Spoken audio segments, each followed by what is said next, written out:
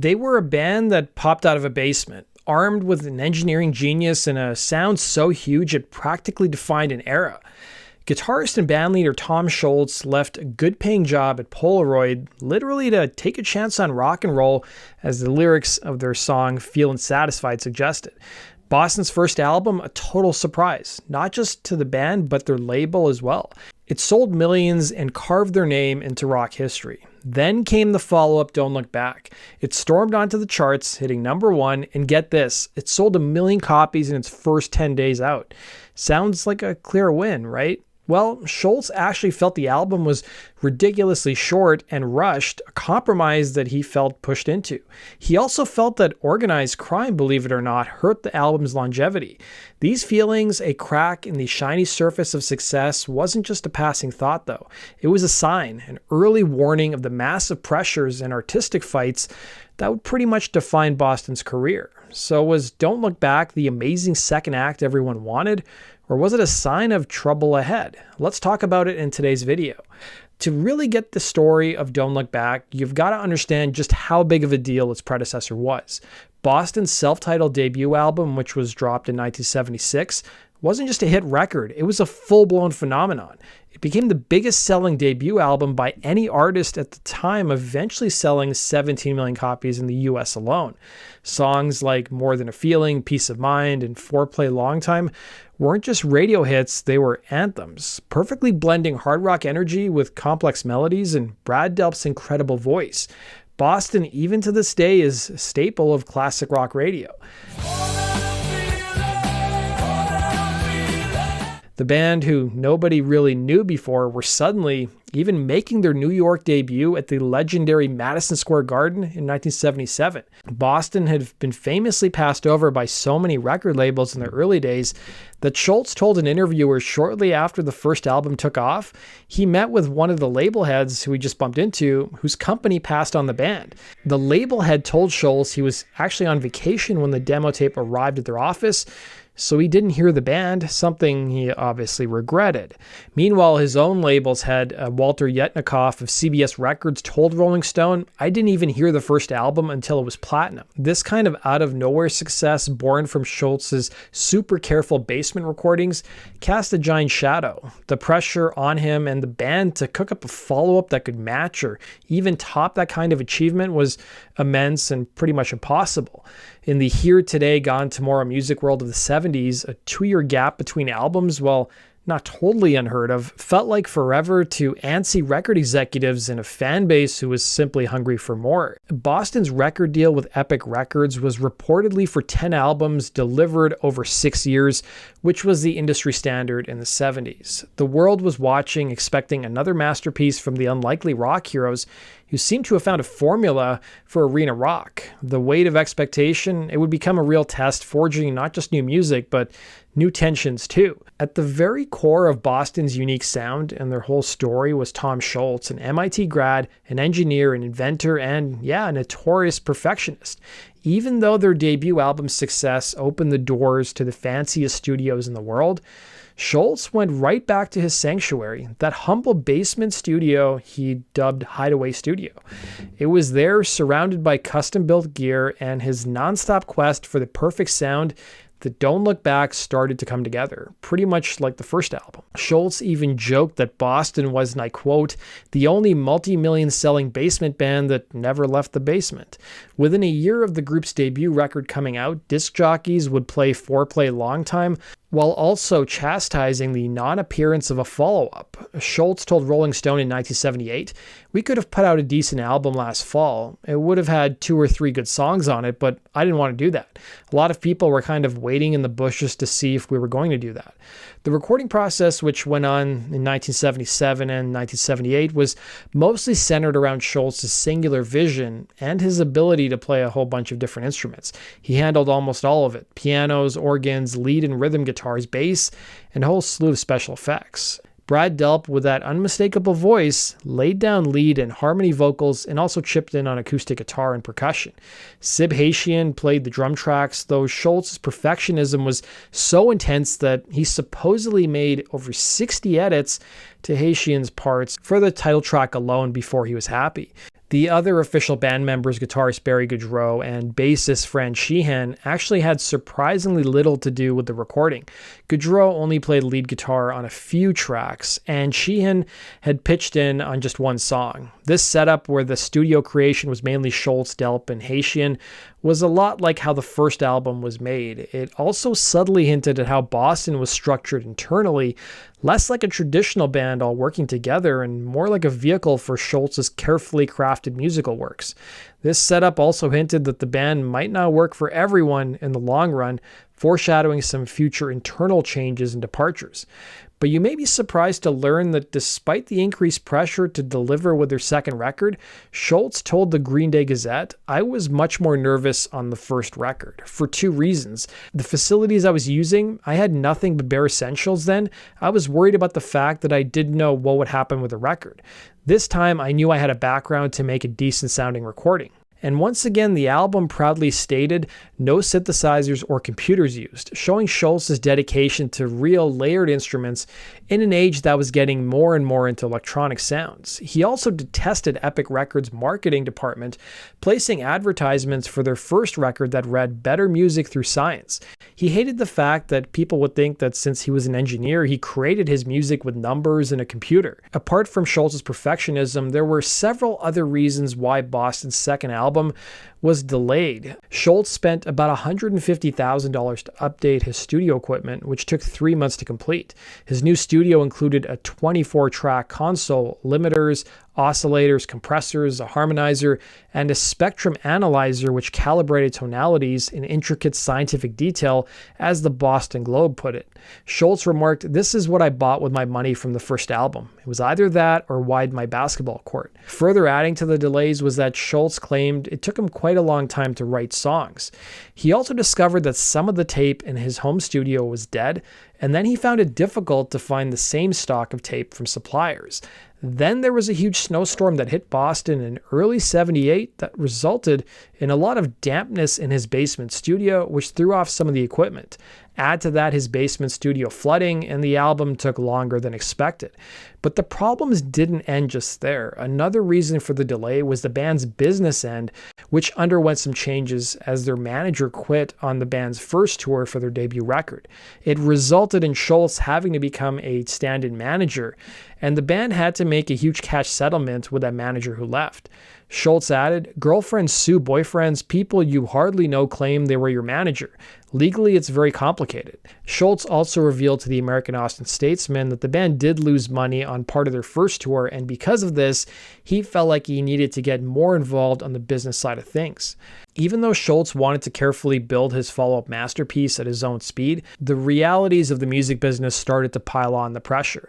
Epic Records, obviously keen to cash in on the band's huge popularity, pushed really hard for a new album. Scholz, always the perfectionist, felt the album was being shoved out the door before it was truly ready.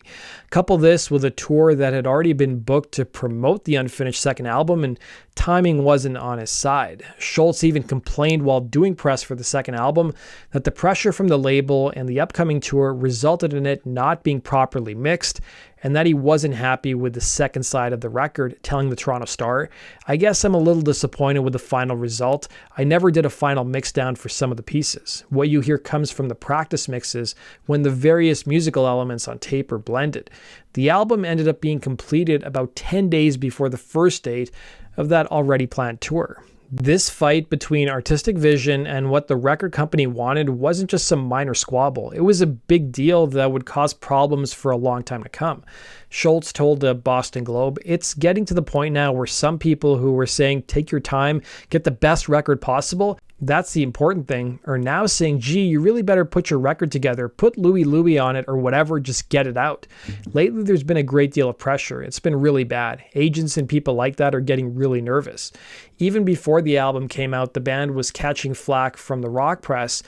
Circus Magazine wrote how the band was going to change their motto from better music through science to better profits through time-directed releases. Scholz, however, pushed back, claiming that money was the furthest thing from his mind, admitting that the band had to actually turn down a number of opportunities to focus on finishing up the album. This resulted in them actually losing money. He revealed that Boston was offered the chance to play stadium shows that would have netted them $200,000 per gig, but they had to decline. The irony of the so-called long gap between records is that 2 years was actually the shortest gap between any two Boston records. Despite Tom Scholz's worries, Don't Look Back hit the shelves on August 15th, 1978, and boy did it make an impact commercially. The album shot to the #1 spot on the Billboard chart in the United States as well as Canada, and climbed to #9 in the UK. People were clearly starving for another Boston record. This is Boston. Ever since they sold over 7 million copies of their very first album, people all over the world have been wondering, what's next?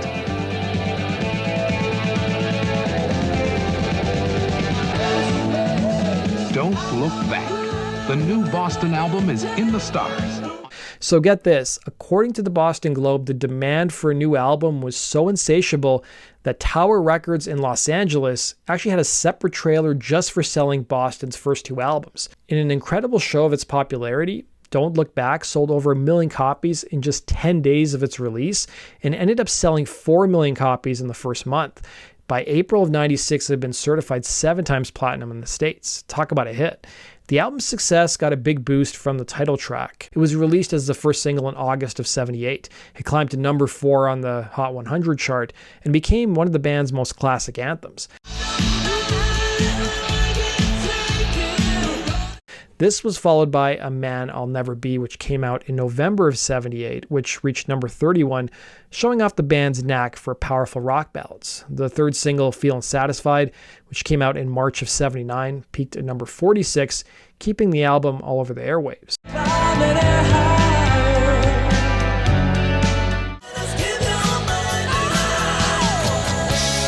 Sure, the songs that eventually made the album were fully formed in the image of Boston, but weighing in at just half an hour in length, it was clear that something wasn't quite right. And some reviewers took note too, criticizing the band for such a short release. Some reviewers also noted how the album wasn't as drastic of a departure from the first record as they would have hoped, with Scholz answering back, "I didn't plan anything different because I liked the style and material of the first album, so I wasn't about to change anything." It wasn't just critics who threw barbs at the band, but fellow musicians as well. According to the Austin American-Statesman, Elvis Costello referred to Boston as tripe, while the Boomtown Rats' Bob Geldof called the band cynical rock. Scholz answered back about the Costello criticism, adding, "In Elvis Costello's case, this guy is extremely spiteful, and if he means our music is without anger or malice, he's absolutely right." A Man I'll Never Be really stood out as the album's epic power ballad. Its layered guitar work, emotional punch, and the interesting addition of a piano, which was recorded at Northern Studio in Maynard, Massachusetts, one of the few times they didn't use Hideaway Studio, showed a different side of Scholz's songwriting. A Man I'll Never Be was actually one of the oldest songs in Boston's repertoire, with Scholz telling the Boston Globe, "I'm bored with that one. The reason is because it's so old. I've heard it so many times. I first recorded it with piano with Brad singing it maybe 8 years ago for a demo tape." He added how he considered putting it on the first Boston album, but it didn't seem to fit with the rest of the songs. He also added how he was constrained by a small recording budget. The instrumental piece, The Journey, which flows right out of the title track, was a personal favorite of Scholz's, though he wished it could have been longer. Tracks like It's Easy, Feelin' Satisfied, as well as Party delivered that energetic, catchy rock and roll that fans were expecting, keeping the band's radio-friendly vibe going. It's Easy even sometimes got compared to More Than a Feeling for its nostalgic themes.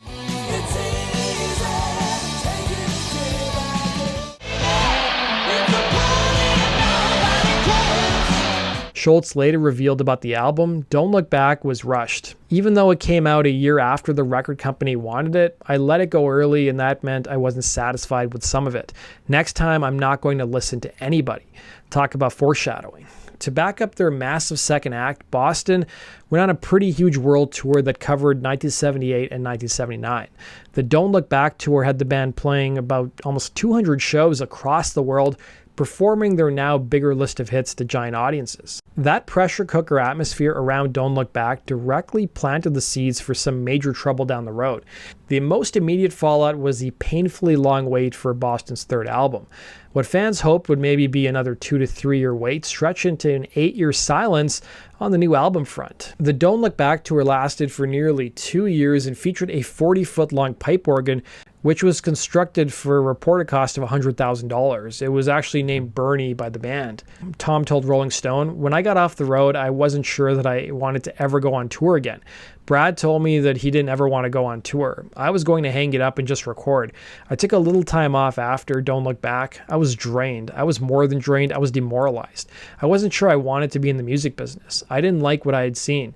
Brad and I made a lot of money for a lot of people, and I didn't like what they were doing. I began to feel guilty about enabling people to do things that I didn't approve of." Scholz also expressed his displeasure with the album's performance despite it selling millions of copies. The Austin American-Statesman reported that piracy reportedly cut into the album's sales figures. Scholz told the paper, "I've heard the Mafia has sold an equal number." He added that bootlegging hurt the second record, stating, "It hurts record sales because they don't get recorded. Then radio airplay drops. Then people don't buy the album. The Mafia hurts us." Boston ended up going on hiatus in 1980, and the members explored other projects. Meanwhile, Scholz's time was eaten up by a long, drawn-out legal battle with Epic Records, who sued Scholz for not delivering a new album on time. Scholz, for his part, countersued for unpaid royalties and eventually won. But 8 years would go by until the next Boston album would come out. The band's internal relationships also started to unravel during this time. By the time Third Stage came out in 1986, Boston's third record, the lineup had changed a lot. But that's a story for another time. Let me know in the comment section what you guys thought of today's video, and how does Boston's second record compare to their first. I want to thank you guys for watching today's video, and as always, if you have suggestions for future topics, put them down in the comment section below, and we'll see you again in Rock Culture Stories. Take care.